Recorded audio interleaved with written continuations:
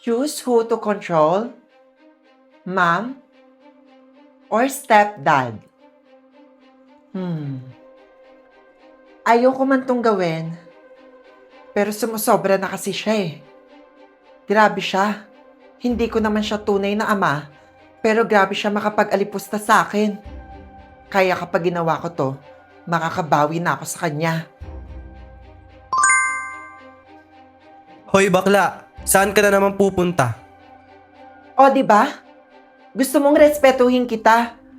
Pero ako hindi mo ako marespeto. Bakit? Totoo naman bakla ka naman talaga. Saan ka naman mapupunta? Sa school po. Bago ka nga pumunta sa school, ligpitin mo muna tong hinigaan ko. Ano? Ako pa talaga yung magliligpit ng hinigaan mo? Hinigaan mo yan, di ba? Bakit akong pagliligpitin mo? Meron ka naman paa, meron ka naman kamay para magligpit ng hinigaan mo.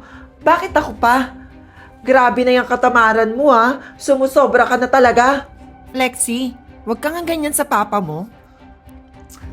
Ma, pwede ba?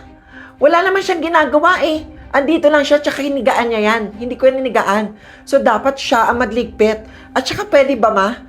Pwede ba tigilan mong pagsasabi na papa ko siya? Hindi ko siya papa. Hindi ko siya biological father. Kaya tigilan mong pagsasabi na papa ko siya. Daddy, pwede mo po bang linisan yung bag ko? Ayan kay Flexi, ipalinis mo sa kanya yung bag mo. Seryoso ka? Talaga ba? Ipapakita mo sa anak mo yung katamaran mo? Sobrang kapal Stepdad is making a coffee. Drink it. Spill it to himself. Sobrang sakit nito Pero dahil inaamats mo ko, bahala ka sa buhay mo. Aray, takte! Ang sakit, sobrang init! Hoy bakla, kuha mo nga ako ng Colgate, napasok ako ng kape ay. Sorry pero maliliit na kasi ako sa school eh. Bye! Hello, bagong asawa ni Mama. Asa ka na ba? Sabi mo sa akin susundin mo ako dito sa school.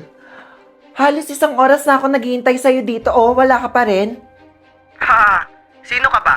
Sorry yung kapatid mo kasi yung inuna ko eh. May mga paa ka naman, di ba? Kaya maglakad ka na lang.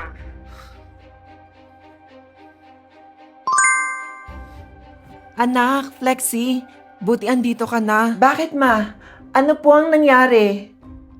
Yung stepdad mo at yung kapatid mo na aksidente sila gamit ang kotse ko. Ay naku ma, hayaan mo nga sila. Karma na nila yan. Deserve nila yan, no? Alam mo bang grabe pang-aalipusta sa akin ng bagong asawa mo na yan? Grabe yan sa akin. Kaya deserve nila yan. Nadamay pa pati anak niya. Flexi anak, alam kong may puso ka. At alam kong pinalaki kita ng maayos. Nakalimutan mo na ba ang bilin sa'yo ng tatay mo bago siya mawala? Anong sabi niya sa'yo? Ang maging mabuti po sa kapwa. Yun pala anak natatandaan mo na. Kaya anak, ipapaalala ko ulit sa'yo na kahit anong itapon sa iyong bato, suklian mo ng tinapay sapagkat ang kabutihan ay laging babalik sa'yo.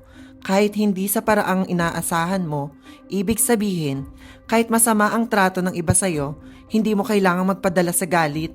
Ang paggawa ng mabuti ay hindi lang para sa kanila, kundi para rin sa kapayapaan ng puso mo. I love you so much po, Ma. Wag po kayo mag-alala. Sorry po pala sa nagawa ko sa bago niyo pong asawa. At babaunin ko po lahat ng mabubuting aral na ibinigay niyo po at tinuro sa akin. Kaya mahal na mahal po kita, Nay.